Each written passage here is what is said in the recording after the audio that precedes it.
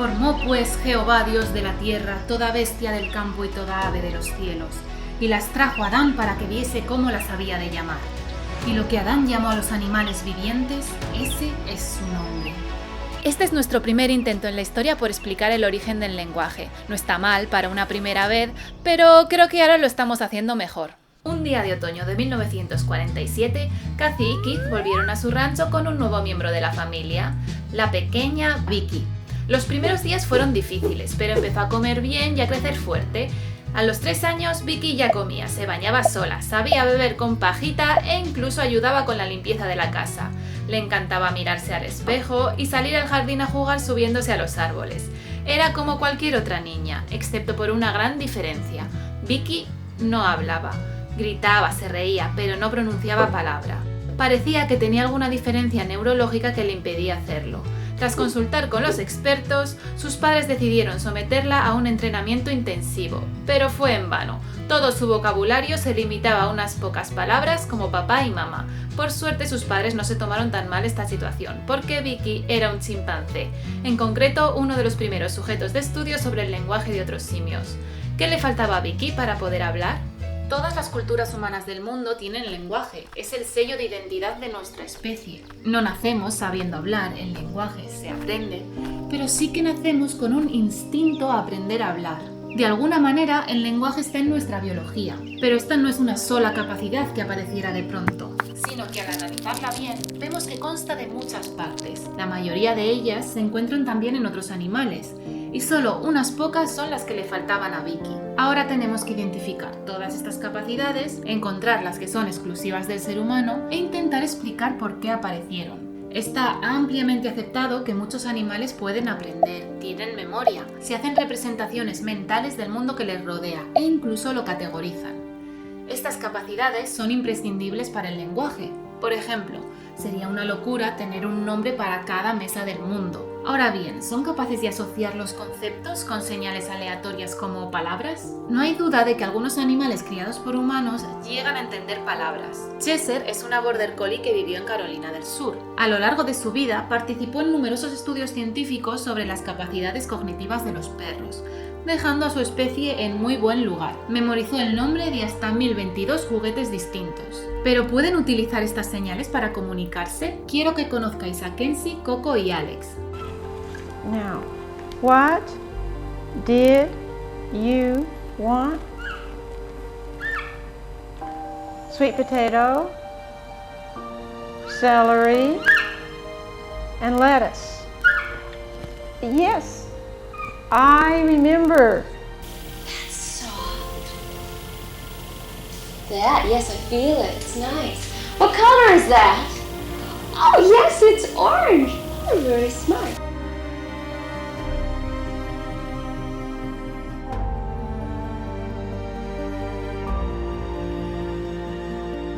How many? 2. That's right. You're a good boy. No, sweetie. No, you can't go back yet.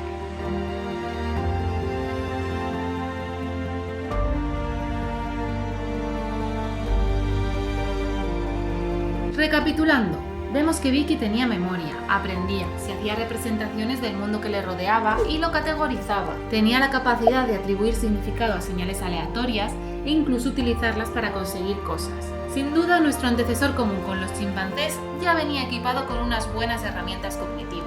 No se necesita lenguaje para poder pensar. Resulta que los animales tienen una vida mental sorprendentemente rica, pero aún así sus habilidades para expresarlas son sorprendentemente limitadas. ¿Cuáles son las que le faltaban a Vicky para poder adquirir nuestro lenguaje? Para empezar, vamos a ver si hay alguna diferencia a nivel anatómico que le impida a los primates hablar. Coco tenía oídos, pulmones, una laringe con cuerdas vocales y una boca con lengua y labios para articular los sonidos. Pero en cambio ya visteis que se le daban mejor los gestos. ¿Qué tenemos nosotros que no tenga Coco? La clave está en el control de estos órganos. Principalmente se ha visto que los seres humanos tienen muchas más conexiones nerviosas entre el cerebro y la laringe. Esto nos permite tener una capacidad de la que carecen el resto de primates, cuyas vocalizaciones son instintivas. El aprendizaje vocal tuvo que aparecer en algún momento de nuestra evolución, al igual que ha surgido también en otros animales como algunas aves, cetáceos, focas, murciélagos y elefantes.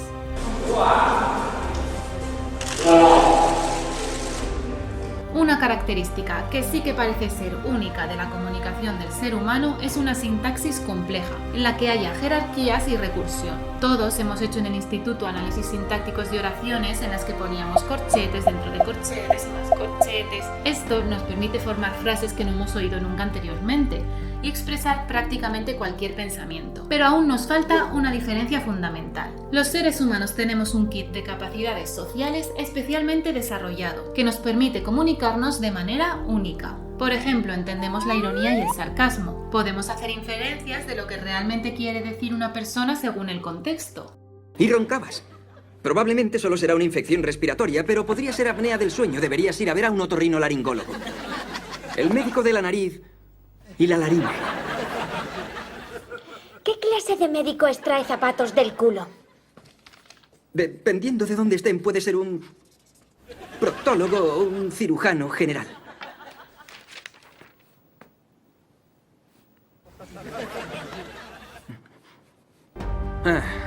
Interpretamos lo que otros piensan y esto es fundamental para el lenguaje porque hablamos para cambiar la mente de los demás. La comunicación de los animales busca cambiar el comportamiento, pero no la mente. Además, para poder hablar hay que querer hacerlo. Coco y Kenzie utilizaban los signos solo para conseguir un objetivo, pero no los usan para compartir información. Cualquier hipótesis que quiera explicar cómo apareció el lenguaje en nuestra evolución tendrá que dar explicación también a por qué nos pusimos a compartir la información de manera cooperativa.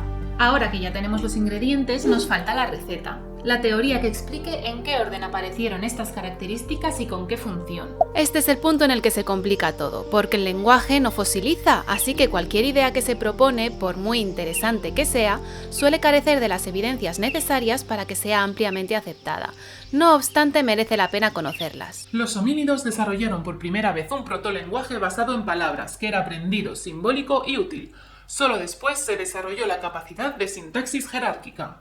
El lenguaje surgió de los gestos. Los simios en su hábitat natural hacen muchos gestos que se parecen más al lenguaje que sus vocalizaciones. Con el tiempo los gestos se volvieron más arbitrarios y el lenguaje se simplificó. También empezamos a usar herramientas, así que para liberar las manos pasamos los gestos a la cara y por último a la boca. El lenguaje humano evolucionó a partir de las vocalizaciones de los primates en pasos sucesivos que fueron permitiendo ampliar el tamaño del grupo. Sus precursores, la risa y el cante, tuvieron un papel crucial preparando el camino.